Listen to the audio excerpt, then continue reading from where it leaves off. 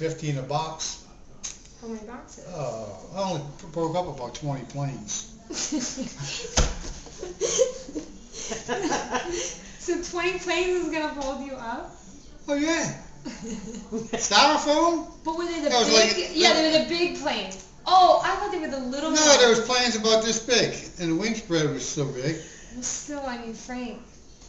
20 of them filled up a big old I don't know. pillowcase. I think this is lofty. Wait a minute, it was 20 pounds lighter than I was just, I mean, that was lofty aspirations of float. Oh, they would have floated. I guarantee you they would have floated.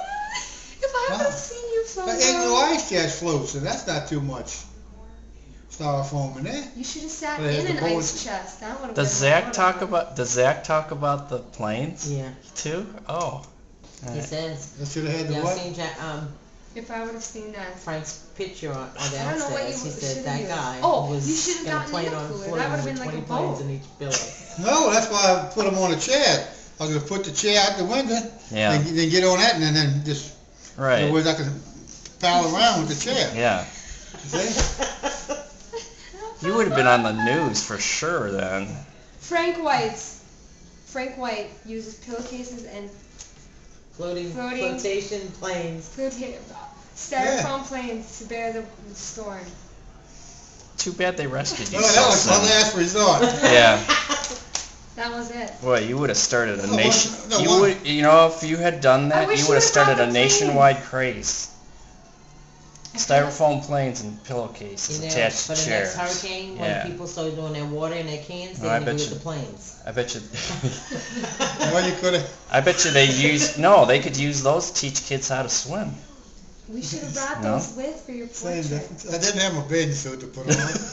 like I told the people from time to time.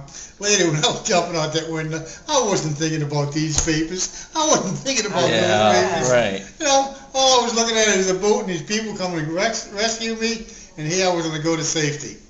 Then I found out I had to stay 6, 7 more nights on top of another building. Yeah, he was on top Oh, of Wow. man, sent me Oh, back to where I man. came from. I could You stay in my survived in your apartment. apartment, huh? Yeah. It was an ordeal. I wouldn't wish nobody for that. No. Yeah. It was from here to Atlanta.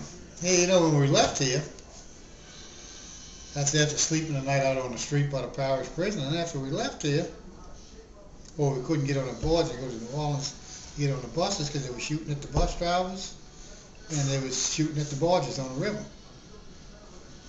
So they had to wait till the next day.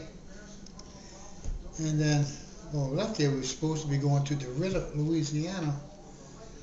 3 hots and a cot, some shots, maybe something to eat, maybe get a bath. And we're halfway to DeRidder, and the buses pull over. The sheriff is not going to accept these buses.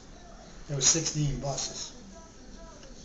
So I said, okay, we're back on the highway. Where are we going now? They said, we're going to Monroe. No, Lake Charles. Good. I'm starting to think. The buses pull over again. Lake Charles don't want to see them. I asked the bus driver.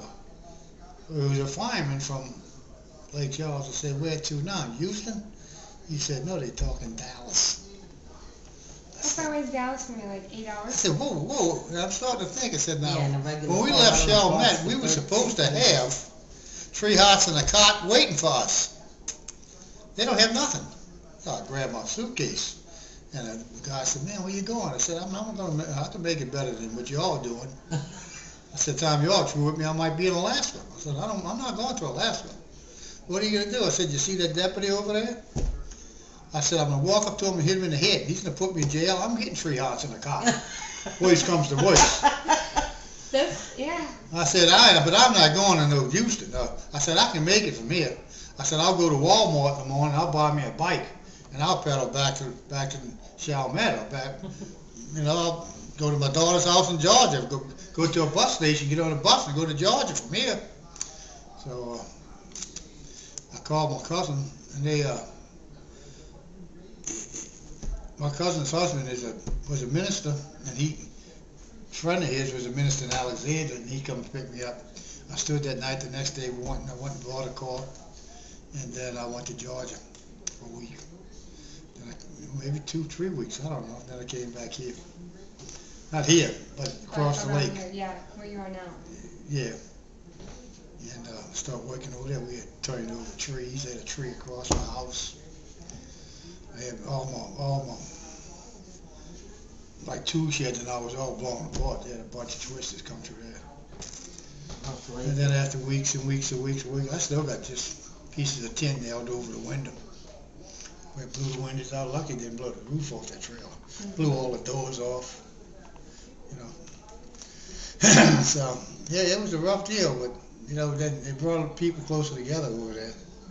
Cause every evening we'd go by a friend of mine's house and sit down, what you did, how's this, how's that, blah blah blah blah blah blah. And then when I found out I still had my pets in the building over here, my dog and my 2 birds, I thought. And then from rescue mission, my daughter in Georgia calls me and says her friend down here, they went in the building and they're still alive. Oh. And you said you would have been better off if you would have oh stayed yeah. I jumped in my car and I came and got them the next day. Oh. Yeah. Are they still with you? Oh yeah. All 3? Yeah. Oh. The family. I was going to give the birds to a friend of mine, and I was riding to his house to start whistling. I said, I can't give these birds away. Yeah, I got on the phone to call them up and said, man, I got to keep these. All right. Yeah. Yeah.